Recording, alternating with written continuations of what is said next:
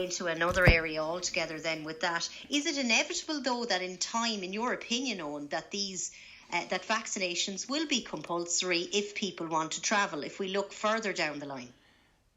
It depends. Nothing is inevitable. The only precedent for this we have is yellow fever. A lot of listeners will have that yellow little card that you stick in your passport that I have, and it says that your vaccinations are all up to date. There are basically three major ones that you need to have up to date. But the one that I see people being stopped at the border is yellow fever.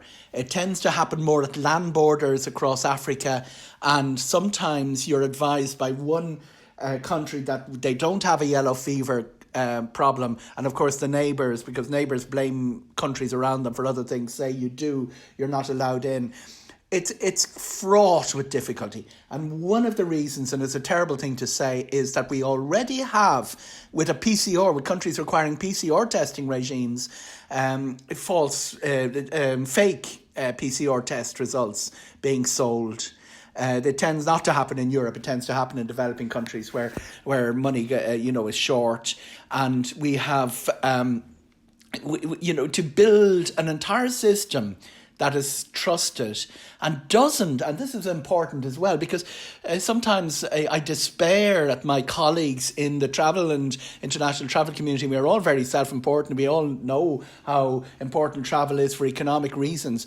But if you're diverting key health workers, the nurses, who get no mention, this is the International Year of the Nurse and the Midwife, they get no mention in all of this. They're fighting this battle. If you divert key health workers away from what they should be doing to process things like vaccinations for international travel, that ain't a good thing. I think that it's not inevitable that we'll have this requirement of a vaccination. I think that as we get a clearer picture of how infections work and how deaths work, and at some stage Europe is going to stop this process of bouncing in and out of lockdown, which we've been through in recent months.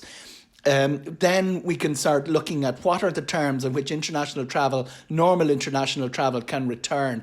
The reality is that we have, at the moment, of all the active cases in Ireland, 14 of them relate to international travel. You can check this every day on the Department of Health website. It's 0.7% of the grand total. So the number of cases related to international travel is minuscule.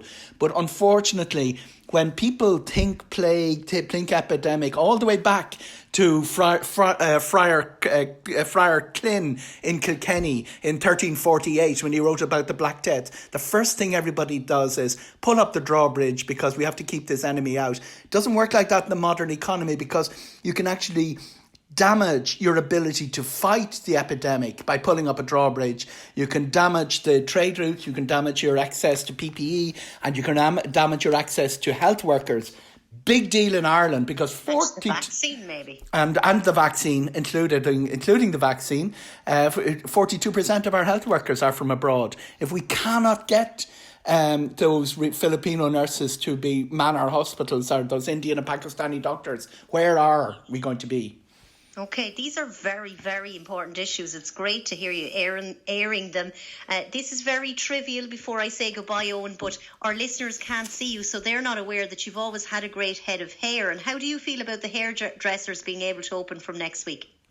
I have a wonderful Polish lady called Aga who cuts my hair and keeps it from growing like a bush, as you would infer to.